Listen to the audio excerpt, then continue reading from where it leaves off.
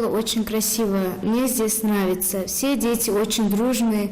Для маленькой Мадины главное в школе – это добрая, дружелюбная атмосфера. Ей и ее одноклассникам не пришлось столкнуться с загруженностью классов, отсутствием спортивного зала или столовой. А буквально несколько лет назад ученики 5-й школы, расположенной в сельском поселении Новый Редант, вынуждены были обучаться в стесненных условиях. Мы занимались в приспособленном здании детского сада. Еще одна школа занималась тоже в приспособленном здании. Учились чуть ли не в 4 смены. Было время даже, когда у нас занятия начинались с 7 часов утра и заканчивались в 8 часов вечера, когда мы 2 школы занимались в одном здании. Тяжелые, очень тяжелые были условия. И вот открытие данной школы – это огромный подарок и каждому жителю села, и педагогическому коллективу, каждому ребенку. И такие истории звучат во многих школах. Но с реализацией федеральной целевой программы «Социально-экономическое развитие Ингушетии» эту ситуацию получилось исправить. Так были открыты общеобразовательные учреждения в сельских поселениях Троицкое, Нестеровское, Кантышево и Кажево, городе Сунжа и многих других населенных пунктах республики. Например, фотография старого здания, вот оно таким было.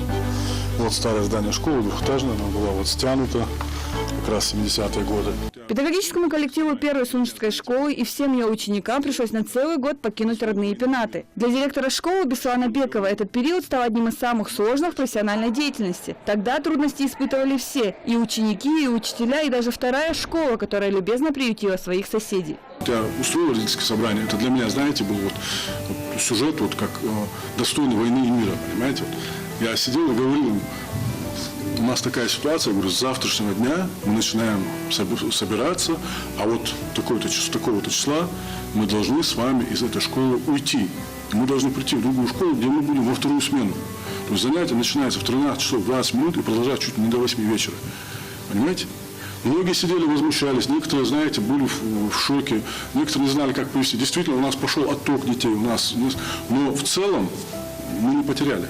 То есть у нас контингент остался, классы остались. Сейчас о стесненных условиях не вспоминают, зато с удовольствием перечисляют все положительные изменения, которых, к слову, немало. У нас появилась новая школа, она очень просторная, красивая.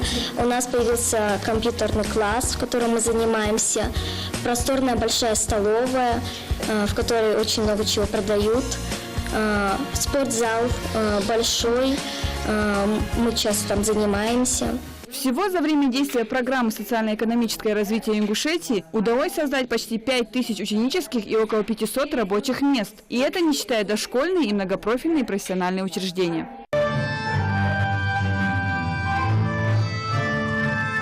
Открыты были не только школы. В Алиюрте свои двери распахнул первый в селе детский сад. Здание «Золотого ключика» на 220 мест. Соответствует всем стандартам качества и требованиям безопасности. Всего с 2012 по 2015 годы в Ингушетии было введено 18 дошкольных учреждений, почти на 3000 мест. В 2016 показатель доступности дошкольного образования составил 53% от общего числа детей, состоящих в электронной очереди. Для сравнения, в 2013 показатель составлял 10%.